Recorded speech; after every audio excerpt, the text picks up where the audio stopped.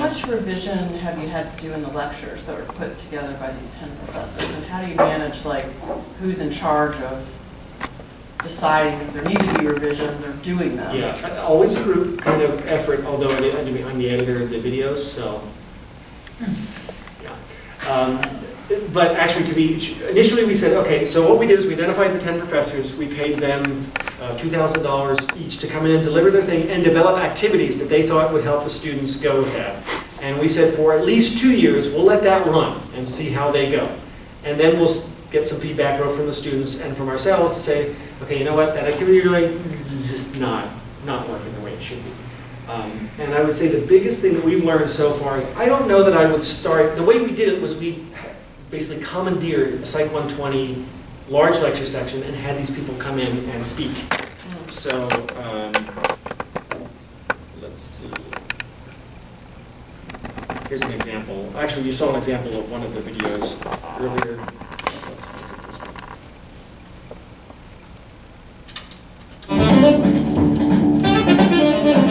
Well, it's good to be back. So running what's going on the screen.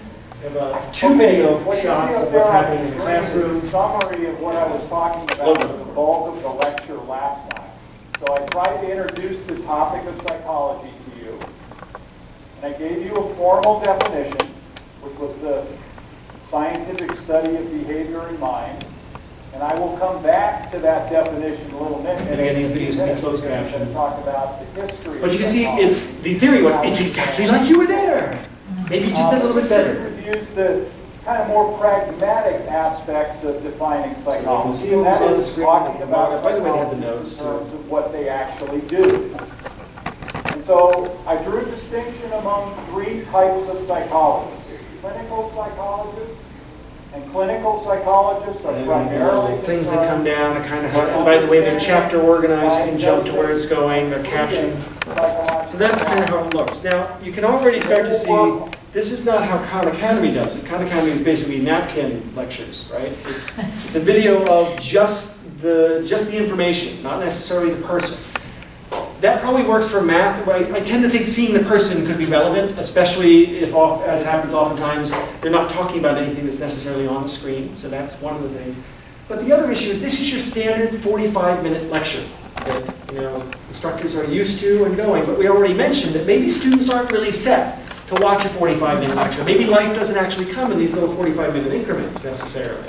So what we're doing in the process this summer is taking our learning objectives that we established ago and chopping the videos up and saying, okay, here's the story that we want to tell.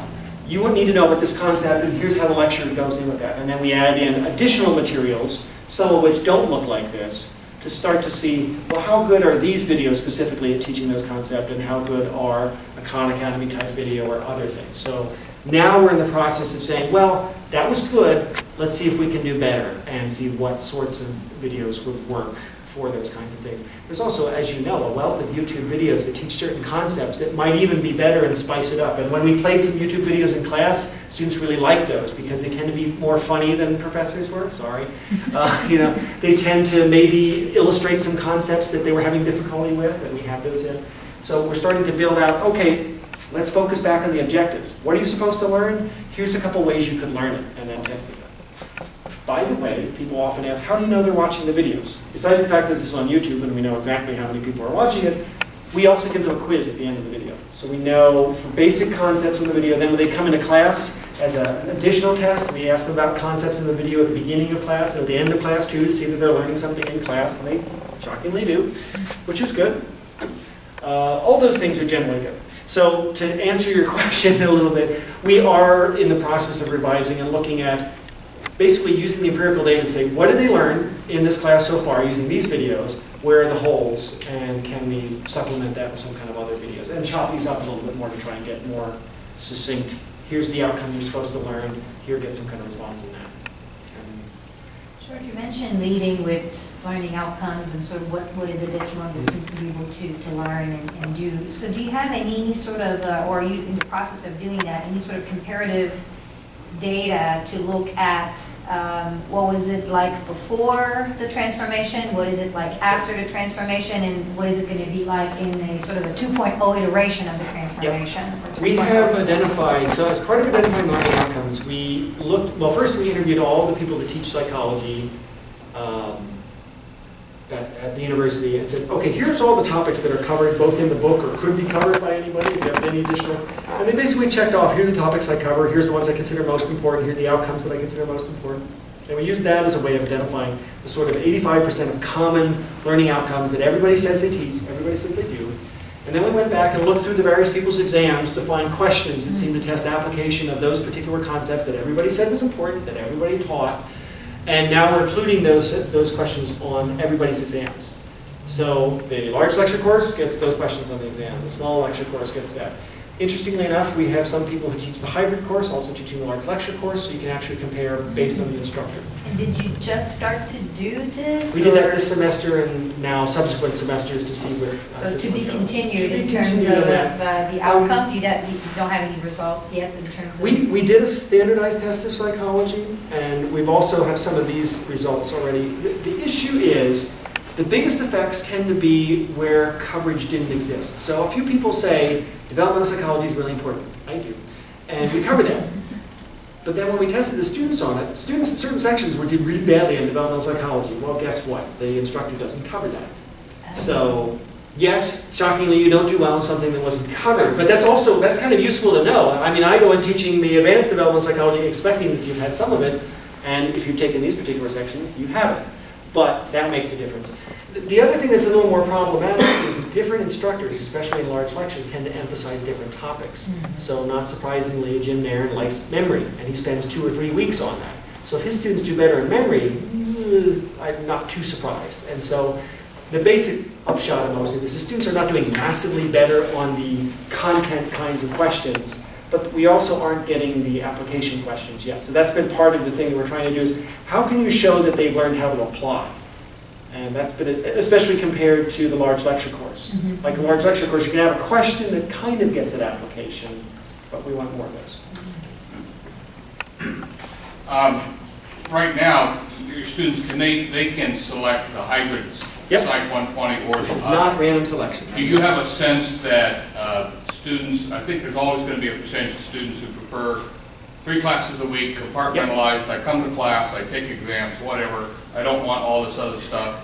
You have a sense they have self-selected themselves over to the traditional? I suspect that's what's going on. Certainly some advisors push people into one class or the other, frankly, but also students pick. I mean, and if you have scheduling issues, I feel like a lot of students go in for hybrid, and other students are like, no, I want to do the straight up lecture. And I'm glad you asked that, because this gets kind of the next set of issues we're wondering, why is the hybrid successful, and is it always successful for all students? So I've shown you evidence that it seems to be relatively useful, but I think if we're being honest with ourselves, not every student should succeed in every kind of course, maybe different types of students. Our social psychologists would say maybe it's from that social interaction level. So if you could create a large lecture course that involves a lot of high intense social interaction, that could be just as effective. And that would be nice to know, too. You wouldn't have to flip the course. You could use hot seat or some kind of poll everywhere to get more interaction going. I'm really concerned about this issue that could be the instructor. Some instructors are really inspiring. They're very good. And maybe if you had a good instructor teaching 400 students would be better than a not so good or a graduate instructor who maybe this is the first time they've ever taught a course teaching 20 students. It's not quite the same thing. And there could be some mixture of that. The social interaction helps boost up the GA ratings, but the lack of true expertise and experience with the classroom pushes it. It's worth mentioning our GA. We actually use this as a training situation. So for a graduate assistant, typically what happens is they kind of get tossed into a class. Here, good luck teaching it, have fun. In this class, there's 5 graduate assistants that we have teaching it. They teach each 3 sections apiece. And we teach the first section each week, where the graduate assistants watch. So it's like, here's how you would do this recitation.